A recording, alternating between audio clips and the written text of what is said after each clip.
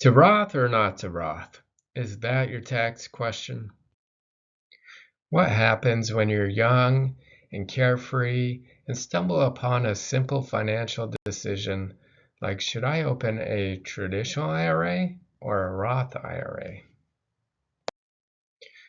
While working as a financial advisor, many of my clients had the same question. And even though we can look at this question from many different angles, such as from the angle of your modified adjusted gross income, or from the angle of your current employer retirement savings plan offerings, let's take a look at it from the perspective of several years down the road. Let me introduce you to my two favorite uncles, Tom and Jerry. Tom and Jerry were both born on the same day, January 2nd. Both were smart with their finances and began saving at a young age. Tom began saving in a traditional IRA, and as a result, his money grew tax deferred, which simply means that he doesn't have any tax liability on the funds until he decides to take a distribution or is required to take a distribution.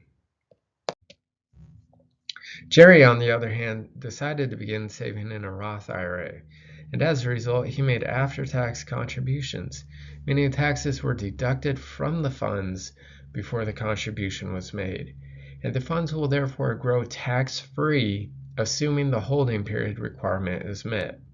Since Jerry began saving in a Roth IRA, he has no required distributions. The IRS website notes a number of additional differences between traditional IRAs and Roth IRAs, including that you must have taxable compensation in order to contribute to a traditional IRA and a Roth IRA. However, contributions to traditional IRAs may be tax deductible, while contributions to Roth IRAs are not tax deductible. And for 2022, the maximum allowable contribution is $6,000 per year. However, Roth IRAs have an income phase-out range for contributions, while traditional IRAs do not. This leads us to the question of, what does retirement look like for Tom and Jerry given their different approaches to retirement savings? In this retirement analysis for Tom and Jerry, they both, by complete coincidence, have the same date of birth, January 2nd, 1950. The retirement account balances as of January 2nd, 2022 are $2.2 million. Their annual rate of return is 5%. Their annual income before distributions is $50,000. Their tax bracket is 22% before additional income. Their retirement age is age 72. And their life expectancy is age 85. Since Tom currently has an IRA, he will be subject to required minimum distributions beginning at age 72. The IRS website indicates that this begins at age 73 if the individual turns 72 after December 31st of 2022. However, since Tom turned 72 on January 2nd of 2022, he must begin taking his RMDs in 2022 and has until April 1st of 2023 to take his first distribution. As a result of contributing his retirement savings into a traditional IRA, Uncle Tom will have to follow the mandated RMD schedule, which can be found in the IRS Uniform Lifetime Table, where each year's distribution is calculated by taking the prior year's ending balance and dividing it by its respective table factor. In each year, beginning in 2022, Tom takes his required minimum distribution, which in year one is $80,292, and is based on the prior year's ending balance in 2021 of $2.2 million. And his ending balance was essentially unchanged from December 31st, 2021 to January 2nd, 2022, with a table factor of 27.4. This distribution is counted as ordinary income and added to Tom's annual income of $50,000, which moves Tom into the 24% tax bracket.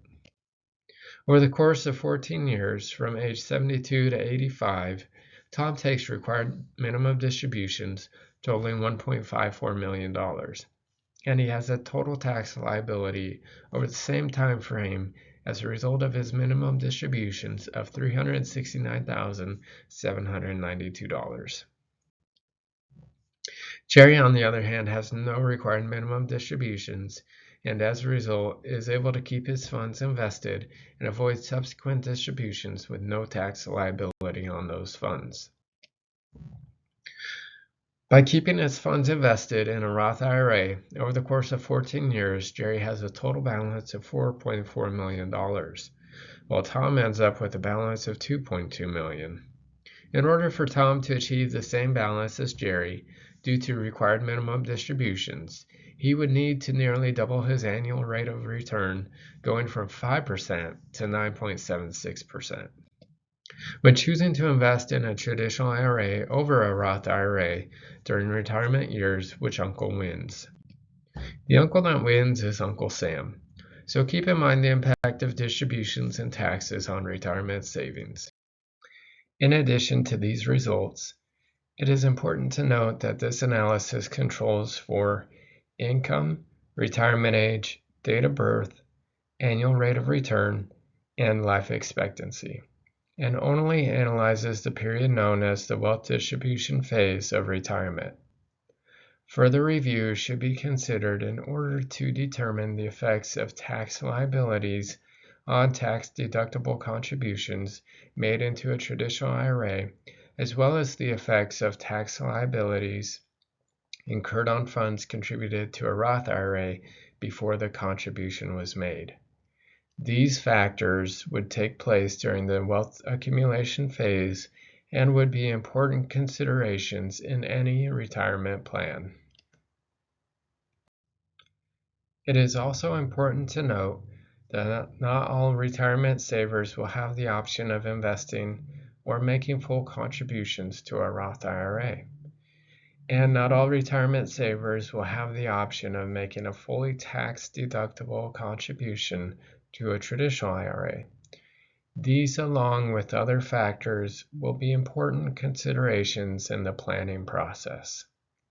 With this in mind, it is important to remember the long-term positive effects of investing in a Roth account versus any other type of tax-deferred account, and that not having a required minimum distribution can affect the long-term balance available to retirement savers.